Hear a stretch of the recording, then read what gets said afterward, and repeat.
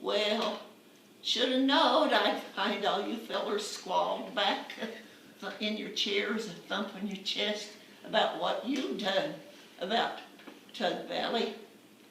Soon as I can catch my breath, I'll tell you how it really was. And then you'll know the truth of the matter. Now, all you work topside. Worst could happen to you was a sunburn.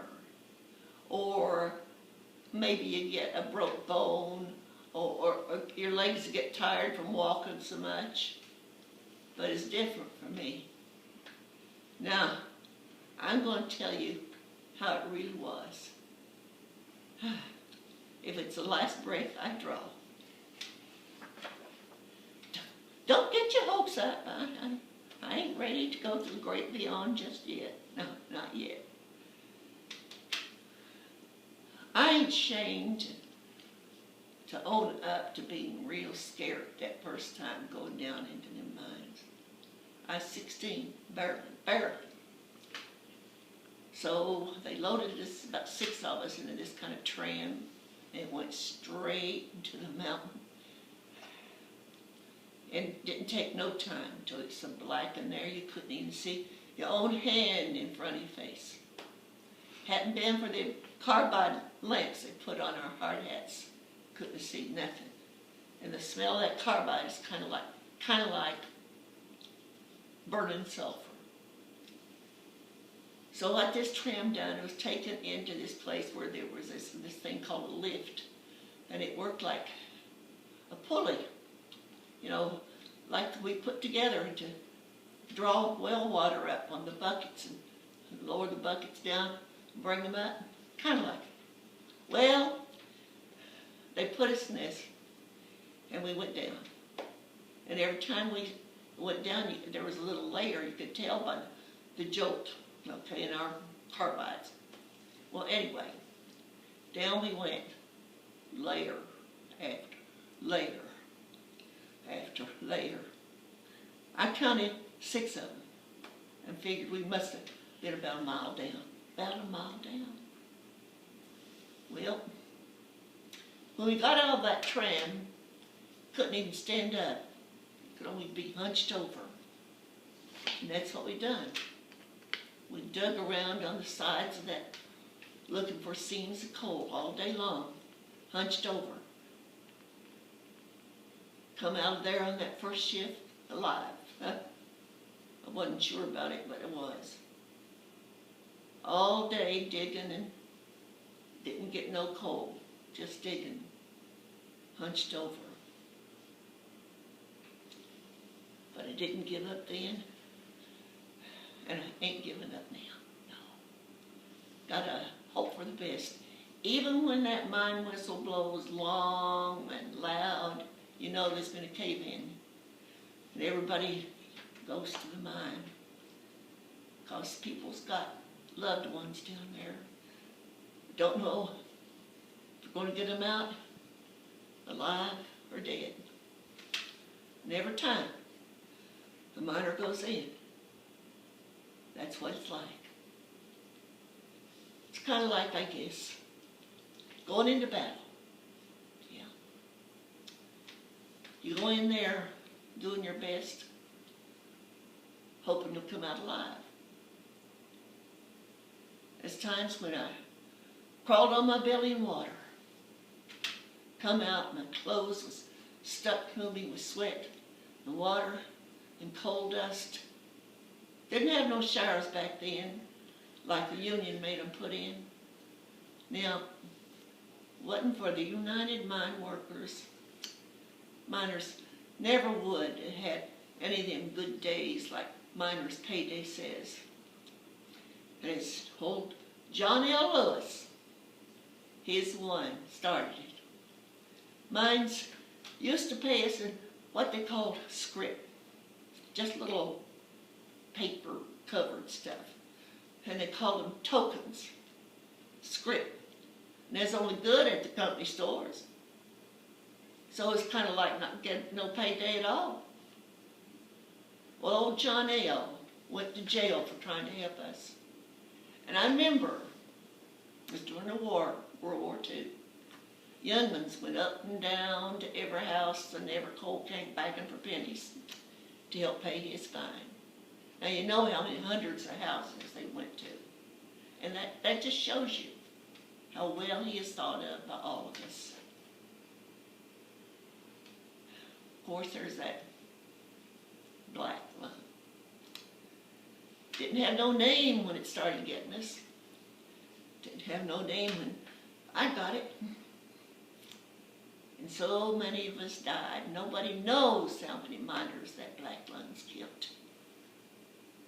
Most of us, too late to help. But you know what? I ain't complaining. Me and my fiddle seen it through. I'd take that fiddle just any hers. There's a gathering that I heard about, like, a Saturday night, a party, a wedding, funeral, you name it, me and my fiddle's there. Some of the best times, that fiddle, sitting under a tree, trying to play along with the breeze or accompany the birds or just work the hurting out of my heart. Them times done it for me. I learned what life really means then. And I want you to know, I'm going to my Maker with a clean soul. Well, don't look so down. I ain't ready to bite the dust. I don't mean coal dust this time. I ain't ready to bite that dust yet. Come on, pick it up here.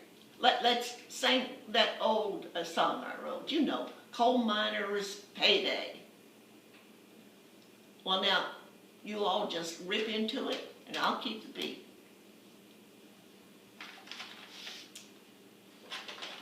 Now, I have to read it, because it's so full of the names of the places it used to be, and the stores that Williamson used to have, and the things that the miners would buy when they come to town. So now, I'm no singer, so I'll just try to keep the beat like our coal miner just said. I rode Fork String Town, Black Jim Crumb, going to Winston, gonna have some fun. Del Barton, Nolan, Lando, McVeigh, Dines just got paid, get out of my way. Over at MR's, them shirts I need. Down at Roberts Morris, a red cap by seed. Dime store, Murphy's has some G-Jaws and toys. Lyric Mingle Joe, shoot 'em up cowboys. Cinderella having beat all to tar. Long-legged gals don't need no 10 stars. Kermit, Stone Cold Chatterway, goodbye. Going to Winston, gotta get a ride. Brunswick's hot dogs, what to get for good food. And a black label beer sure tastes good. Stroll by N&W, do Scott Nichols' bust, go to the depots, see who's there and such.